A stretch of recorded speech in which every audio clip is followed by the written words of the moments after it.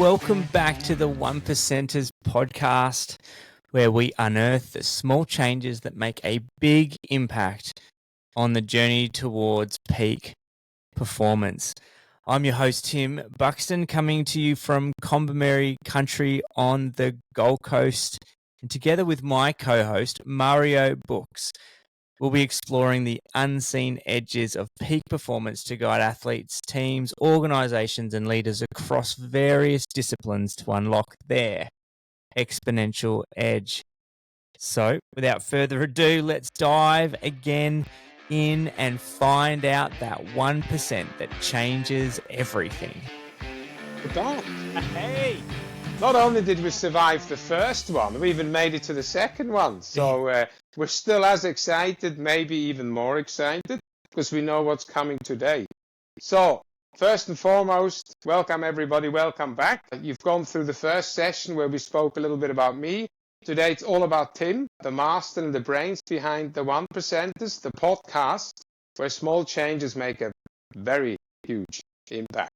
This is what this is all about. But before we jump into the 1%ers, today we're going to talk about Tim Buxton. Tim, welcome. Thanks, Mario. Mate, I thoroughly enjoyed our chat last week, delving into your story. And we haven't really prepped. I don't know what exact questions you're going to ask me, so I'm excited to see where we go with my story. But yeah, so good to be back. And I'm definitely far more excited than I was last week even. It's a good thing we've got going here, mate. I think so too. We'll keep this going. So, Tim, what do you reckon? Let's get rolling, huh? Question. What makes you, Tim Buxton? Wow. What makes me me? Well, as soon as you said that, I glance at this photo behind me, or in front of me actually, which is I'm staring at. In fact, I'll try and grab it here. You know, if you're going to be watching this, it'll make sense. But if you're on audio, you won't see this photo. But it is a little photo of me in the jungles of Irian Jaya, which is West Papua, an Indonesian province still, though it's part of the big island of New Guinea. And it's me as a baby growing up, the only white little boy in this village. My brothers and sisters were older and they were off in a boarding school while my parents were working deep in the jungles with the Dani people. And when I think about what makes me me, I kind of go back to, I guess, maybe not the memories I can cognitively remember, but I think the memories that, and those early years of my life that I think formed a lot of my persuasion, I guess, my personality and who I am. First and foremost, I love adventure. I don't like being hemmed into or boxed in. I love to wander and get lost. In fact, I couldn't count. You'd lose count the amount of times my parents said I just got lost, and like I either had to call the police and find out where Tim is, or I'd wandered off, climbed our 6-foot fence as a 3-year-old with my little tricycle and gone 4Ks to the local butchers where I knew I could get my free Fritz, they called it in South Australia. It was like a bologna kind of thing. This was just my personality is to just go on adventures and get lost. And I guess being the youngest of 4 kids, I think I was used to not being bullied, but used to being just the free range chicken. No one really cared much for, my priorities were always the last, I guess you could say, in the line of the family. So a bit of an underdog, I guess, chip on my shoulder, which has kind of led me to, I guess, the path that I've led in my career of just wanting to fight for the little guys. And I'm not really a big stature. If you meet me, I'm on the smaller side of things, but you've got an aura, mate. Pardon? You've got an aura that makes you large. You don't have to be big in stature, but if you've got an aura and a personality, a good personality, then size does not matter at all. Yeah. Yeah, but I definitely think it's been something I feel like I've had to prove myself, and I think in the realm of just wanting to to be the most courageous I can be in life and to include others along the way that might have had a similar journey and felt, yeah, like they didn't have someone to fend for them as well. So hence the work with refugee work and the adventures that's taken us over the last 20 plus years. Yeah, that brings me to the next not subject, but maybe question, you know. But I'll get to that in a minute. When we met, it's like, yeah, there was this immediate connection because we're quite similar when it comes to Wanderlust, you know, and it's one of those bigger, it's one of those better German words, I think, that the English just kind of took over, which is very unique. I mean, I love languages, as you know, and for a German word to flow into English is very unique. There's a few of these words. Wanderlust, like Wanderlust is German. It's a German word. Yeah. Get out! I did not know that. I love that. Yeah. So because English is such a great language with such a great vocabulary. Look, you know, don't count on. I might not be right here, but I think English has more words than German, and I speak both languages fluently. So it's just, yeah, you can express yourself very well in English, but to Schadenfreude is another one, you know. I love Schadenfreude. That's another German word. That there's no English thing, but yeah, when we met, it was like, wow, it's like, yeah, this guy's kind of like me because, you know, like I explained last time in the first podcast, you know, I've been in a lot of places as well, and it's always the adventure. It's a matter of just, yeah, let's try it out, you know. There's never that perfect time to fly anywhere, right? There's never that perfect time, so you just have to do it. So, your Wanderlust took you to a place called northern Iraq in the middle of a war, okay? Not as a soldier, okay? So you had no weapon, you had no license to hold a weapon or defend anybody or anything. You just upped your sticks in Australia and decided, that's it, I need to go there. Not only did you go, you took your family with you. So just tell the audience how that materializes, because that's unique. I have the utmost respect for something like that. And having met you and your family, and I said that earlier, I think probably the best thing they've ever done. You know, they're so mature, your kids, even the youngest is more mature than many other children, 2 or 3 years older. So yeah, I think it's the best thing. Yeah, just explain how this came about, please. Yeah, look, it is, you know, one of those things where you just follow your North Star, and sometimes it happens overnight. Other times it takes a few years to get there, and this was one of those few years journey. I was actually living in New York with my family. My wife is a New Yorker, native New Yorker. We had a couple of kids already. I was traveling the world doing work in disaster zones, responding to emergencies on short-term missions with whether it be doctors, construction workers, trades, various people, working in a wide variety of humanitarian responses. And it was on actually a scouting trip. I'd traveled through the Middle East and gone through to Iraq to visit a group that we had been partnering with at the time. No one in the office I was working in would go. And you could say I drew the short straw, but for me, that was like, yes, like I get to go to this crazy place that everyone thinks you can't go to. And the only person that was probably not so happy was my wife, who was pregnant with number one at the time, our first one. So this was back in 2010. And it was a few years after that first initial trip where I was like, so much needs to be done.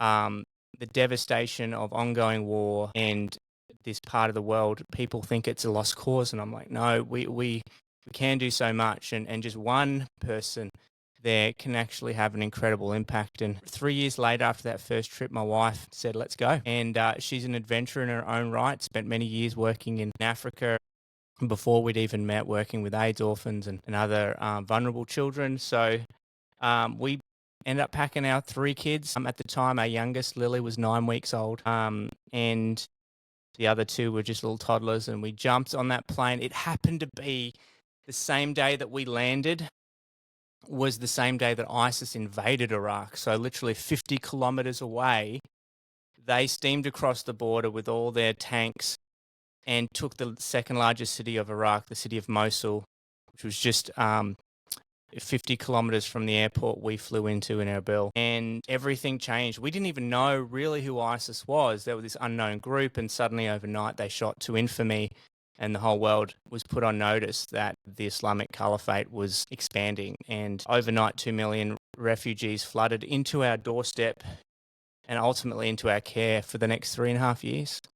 We stayed there through some pretty tumultuous times, but with the incredible support of the local community that we were embedded with. They protected us, cared for us, loved us, welcomed us. Like you said, probably some of the most incredible years of our family's life, moments and experiences we miss so much, even to this day. We're grateful for Australia and the freedoms and the luxuries, really, that we enjoy, and yet somehow miss so much the richness of community, of culture, of people that are just so grateful. And, you know, look, they live in a very beautiful, beautiful part of the world. I mean, parts of it looks like Switzerland, my friend. It's in the Zagros Mountains we lived. So, yeah, you could have said we arrived in the worst of times, but it feels like now looking back, we saw what the incredible people of Iraq are made of, and they've changed my life and inspired me to this day. They and their resilience, their courage, their compassion are what drives the work that I do now here in Australia, helping the refugees that finally do make it to safety on Australia's shores. Awesome. Yeah, I think thank you so much for opening up and telling the audience and me why you did it, how you did it, and how important it is to you, and that it's not just a one-off situation. I know it's not your comfort zone talking about yourself, but it's important for the audience to understand where the 1% this actually comes from. Why this is not just 3 words that we came up with over a beer. We put our heads together and said, hey, how can we help communities? How can we help teams? How can we help corporates? How can we help cultures? You know, we have a similar background in a way where, you know, we've seen a lot of things. We've seen beauty, you know, and, you know, I wouldn't change my life for anything. You know, we all make mistakes, but I would make most of them again just because the outcome was great. And hearing what you're saying, you went there, you know, probably on the worst day you could have chosen. But inevitably, it turns out that it was the best time to land, because the work that you wanted to do had to be done immediately. As soon as you got off the plane, you had to obviously make sure your family was safe, and you were kind of safe. But then the work started, so there's no apprenticeship, and no warm-up period, and that's obviously what you know, your character, and that's, you know, that crystallizes out of all these discussions that we've had in the past as well. So yeah, so this is just for the audience to understand that we don't just talk about ourselves. There's a lot of essence behind what we want to do in the future. And from the next podcast on, we will of course delve more into little details of how we can create, you know, high performers, be it at work, be it in sports, be it in any way, shape or form. The other thing that we were thinking about, you know, a few weeks ago or a couple of weeks ago, I don't know the date exactly, and I should, but I do apologize to everybody, and I don't want to offend anyone. We had Remembrance Day. You know, having lived in the UK, I know it's important there. You know, people put a poppy on. It's related to the First World War in Australia and New Zealand Army Corps. That's, you know, they always have to help one another. So we recognize people who went to war. But these people went to fight. You didn't go to fight, but you went to war. You were closer than anybody I've ever known at war. You know, my grandfathers were at war as well. Switzerland in the Second World War, we had to defend our borders, but that's nothing in comparison to what you went through. And I have a few friends in the UK who went to the Falkland Islands and things like that. But I think you and your family, you went to war without a gun. So I would also like to just get your take on, do we want to remember people like that as well, you know. We're talking Red Cross, Blue Helmets, and so on. And I don't want to talk about armies and stuff. That's not my thing. But I think sometimes we forget that people who don't fight have a tougher fight, and it's a 24/7 operation as well. I just want to get your take on this. Yeah, I think, there's something incredible. And if you would speak to anybody, I think that did fight I know this in Australian culture, in in the Anzacs, as an Australian New Zealand Army Corps, you hear a lot. I went and fought for my mate, the guy beside me. I went and fought for my family, and um, yes, we can fight for also the flag, the country that and values that we love and represent. But there's, I think, something deep down to the core of, I think, the values of humans and those that actually go to sacrifice for something much, I think, deeper. I think of journalists, they go because they're passionate for the truth and to convey the truth to people far away of what's really happening, not just what is convenient or what is an agenda of different sides of politics, those wanting power. There's something that makes them go without guns, but with a pen in hand and convey that truth and risk their life for that. And they do people worth listening to, because if you've gone and risked your life, the chances of you just making nonsense up is probably going to be fairly low. Then there's obviously those that go in with, like you said, with medical doctors and medical care to rescue and help, and obviously in the work that we were doing, falling into the category of humanitarian work, and you go for the stranger, you go for the person, for humanity. You don't. There's not there's something proud, obviously, to be an Australian, but I was born in Indonesia. I've got British parents. I married an American. Goodness me, I couldn't, and you can relate to this. It's hard to even be patriotic about one particular country. My kids are the same, American, Australian. They don't even know who to go for in the Olympics half the time. Tough for them, yeah, I know. My daughter has the same problem. She yells out but it's good for them, They'll get a lot of medals. Yeah, the reality, I guess the point is, there's a lot of honor that goes to people that fight for their country. Most often don't choose. They didn't choose to fight. They went for other reasons. And I think it really is. It made me wonder. I used to do a lot just of thinking, coming back to Australia and I didn't really feel like where I belonged, and no one could really relate to what I'd seen, experienced, what my work is in here on the Gold Coast, Australia. And every year when Remembrance Day or Anzac Day would come around a couple of times a year, just start thinking, I felt like I related to them because I've been on the front lines. I mean, I've lived on the front lines, not without a gun, but with my family next to me. And I had to make sure they were protected, little children that were mine. And, I remember I would get hate mail from people saying I was a child abuser and what are you doing with your kids there? And trying to put myself in their shoes, thinking, well, they just don't have any reference to where we live and what we're doing and why. My experience, I'm not a rookie at this. I've been doing this my whole life, really. So just not really relating and to, well, where is the value in doing what I've done here? I mean, there's value if you had a gun in hand and you were fighting, but what if you went to rescue and help? It just, yeah, it really made me question a lot, I guess. But again, we don't do these things for self-validation or recognition. We do these things like anybody because we're driven by that North Star, by that deep drive within us. And I think that's just something we have to trust. And I was thinking about, the 1%er here in what we've been sharing, and you use that word Wanderlust, it's a word I love so much. And there is something about giving in, getting lost.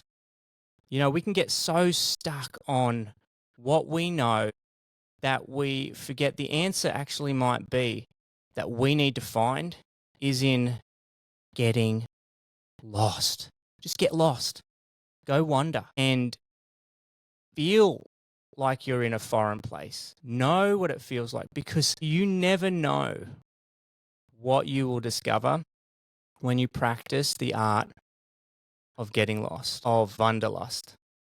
I don't know if that makes sense to you. I mean, Makes total sense. you're the athlete No. in the house. Just Do you because I find get that? lost on the trails. Yeah, of course. I mean, I get lost in a PowerPoint presentation that I have to do for work. I get lost in an Excel spreadsheet, and I get lost on the trails.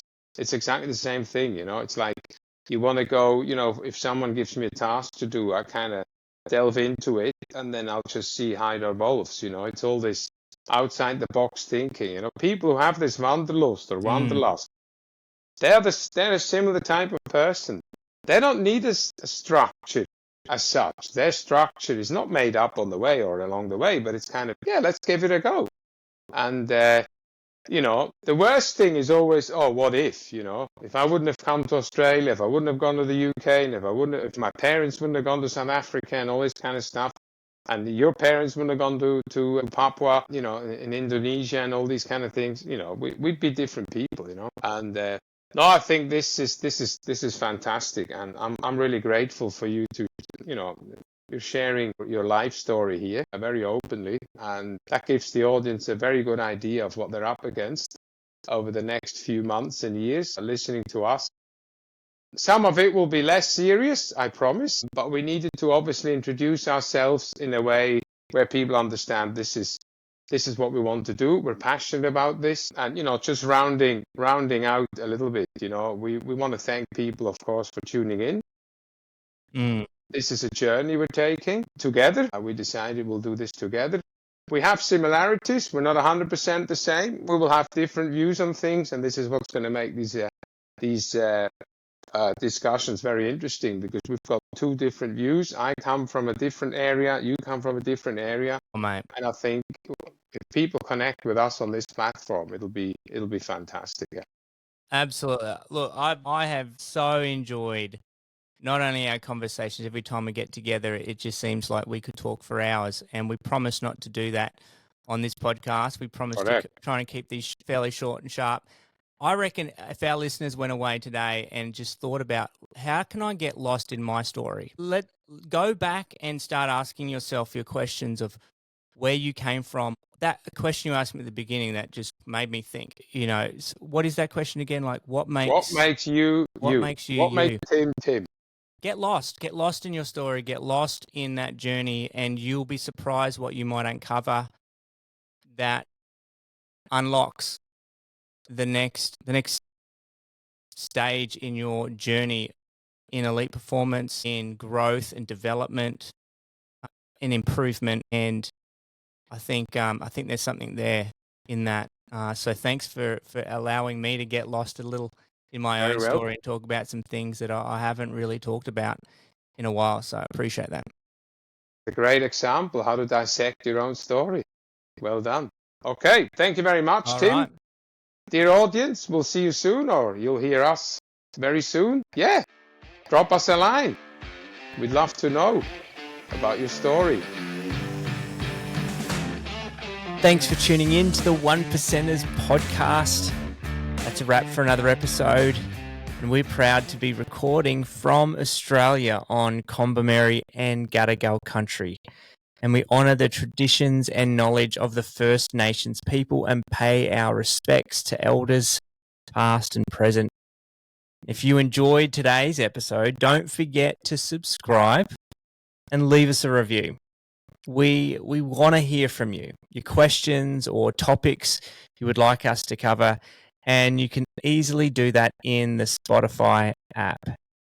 And for those of you that are ready to discover your peak performance edge today, just head on over to our website. That is top.coach. That's TOPP.coach.